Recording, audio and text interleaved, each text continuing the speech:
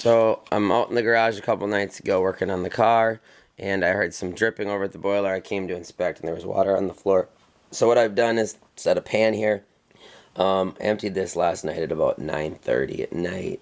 It's 4:30 in the morning right now, and you can see it's filling up. So what I did last night is I went and bought some supplies so I can change this relief valve here, this pressure relief, and then the expansion tank, and I'll show you what I bought to do that. I ended up going to Home Depot and I bought an expansion tank, the hot water boiler relief valve. Make sure you're getting the relief valve for a boiler, not for a hot water tank. This is set at 30 psi and a hot water tank's like 150. So, you know, you wreck your whole unit with that if you get the wrong one. And then I bought a nipple because I needed threads coming out, and I bought some tape. So it was $67 for the expansion tank. Then the relief valve was $25.57, so 26. So 67, 26.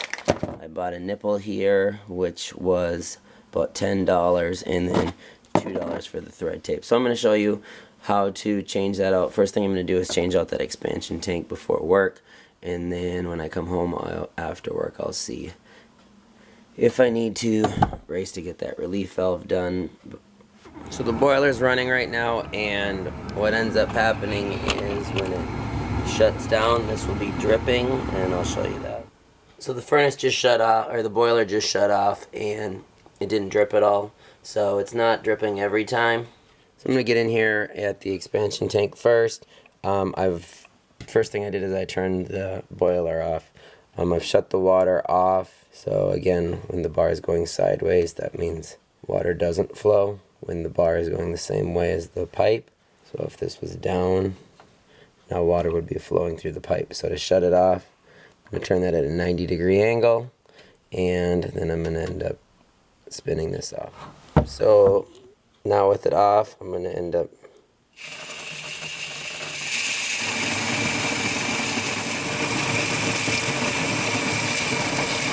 so this should drain the pressure off the tank, so as I'm unscrewing it, it's not leaking everywhere.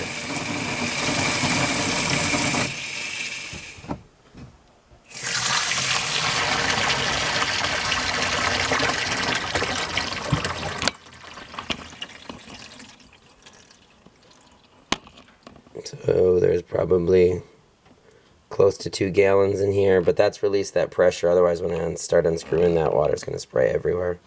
So we'll let that drain all the way out. So when I drained that water out, it wasn't hot water, so I didn't have to worry about burning myself. I'm not guaranteeing that yours isn't, but this was not. So now that we've drained this, we're going to end up taking this off. So the next step here, we're going to spin this off.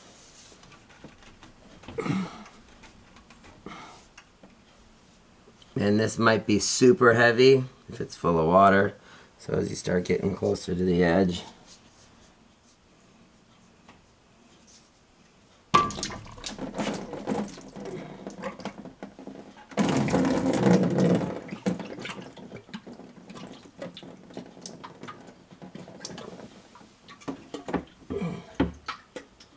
I don't know. That probably only weighed about 15 pounds. So. Next, I'm going to put some of this thread tape on here. Try to get all the foam cleaned off of there that might have got in there.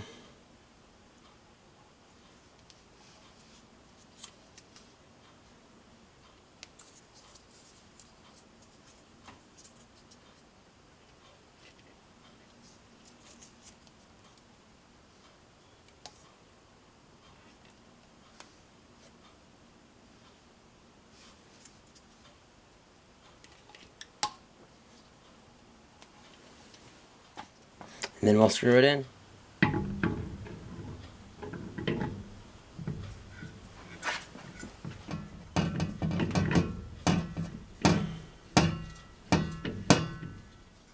There we go.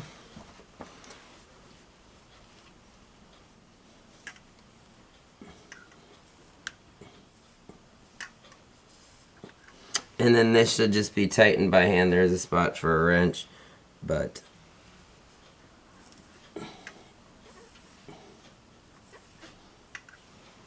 There we go. And that's it. So now we've got the expansion tank in. And I'm going to test that out. You don't have this release valve when you're unscrewing this.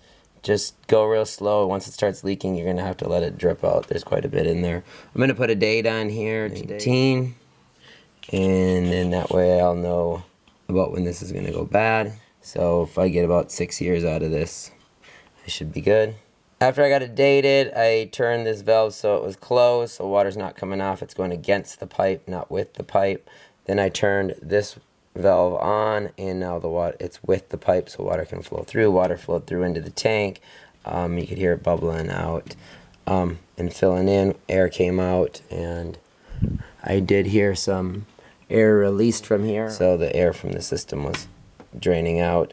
Next thing I'm going to do, I don't hear any more pressure. It's kind of equalized, and I'm going to hit that switch to turn it back on.